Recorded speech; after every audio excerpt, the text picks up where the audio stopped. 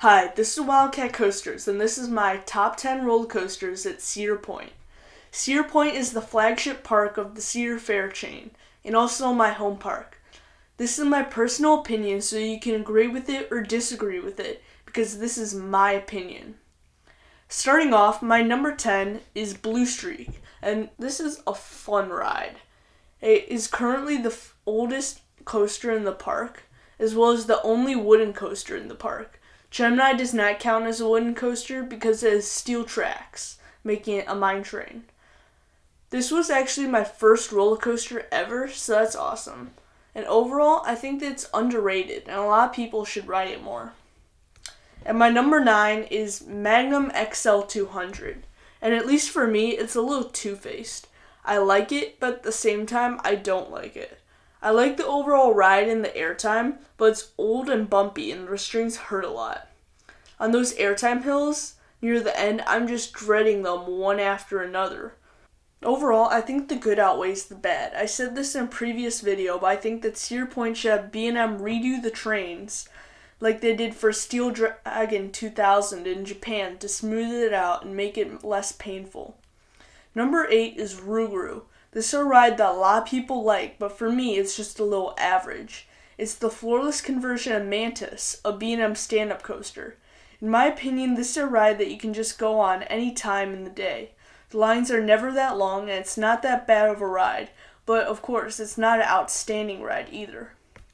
Number 7 is Raptor. This is another ride that a lot of people love, but I don't like as much. It's one of the best B&M inverts in the world, behind Afterburn and Montu. But in Cedar Point, it isn't as popular as it would be in a smaller park. One problem for me and most people is that it's the closest ride to the front gate, so for most of the day it has long lines because most of the GP go there first, thinking they're smart. Overall, this is a great ride, and that is why it is at my number 8 slot. Number 6 is Gatekeeper, and this is actually the coaster that got me into coasters. I was at Cedar Point with my friends, and they got me to go on Gatekeeper. That was my first big ride.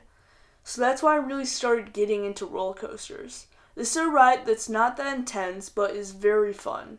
Those keyholes are awesome and has a very unique layout. Now this is really getting into it. Number 5 is Valraven. Valraven is a pretty standard B&M dive coaster, but it does have some elements that do separate from other dive coasters.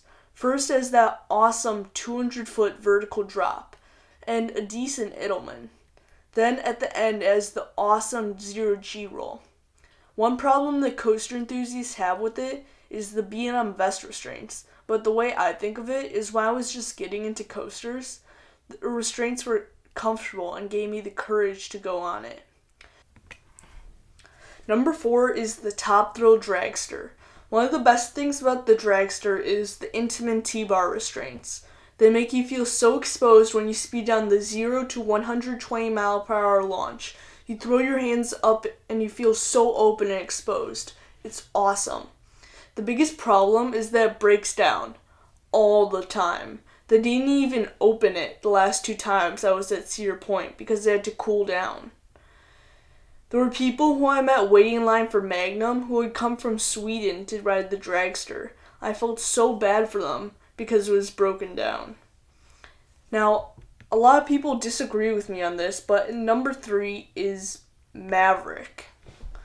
I consider Maverick and Millennium Force equals. I barely like Millennium Force better than Maverick. Maverick is an amazing and almost perfect ride.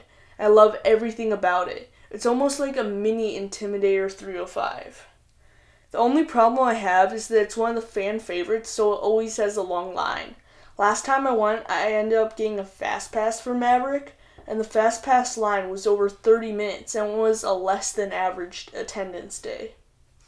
Number 2 is Millennium Force, the world's first giga coaster and currently ranked the second best roller coaster in the world by the Golden Ticket Awards in steel coasters. It may be very overrated, but the first time I rode, I didn't have any Cedar Point fanboys dancing around the front gate saying how amazing Millennium Force was, so I enjoyed it.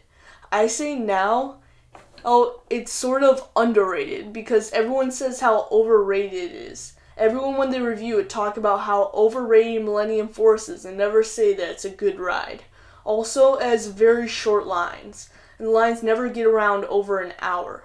For its age, it's very smooth too. Number 1 is the one, the only, Steel Vengeance. Steel Vengeance, well, I'm going to ride it on April 27th for the Steel Vengeance First Rider benefit. It will probably be the best RMC and will definitely be the best ride in the park. Steel Vengeance will have the most airtime on any roller coaster at 27.2 seconds. The entire ride from when it disengages from the lift to when it hits the final brake one is 1 minute 18 seconds. That means that over a third of the ride is airtime. That's crazy. That's more airtime than the Voyage at Holiday World.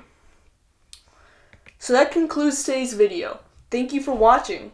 Please leave a like and subscribe, and comment down below why you're most excited for Steel Vengeance when it opens this summer.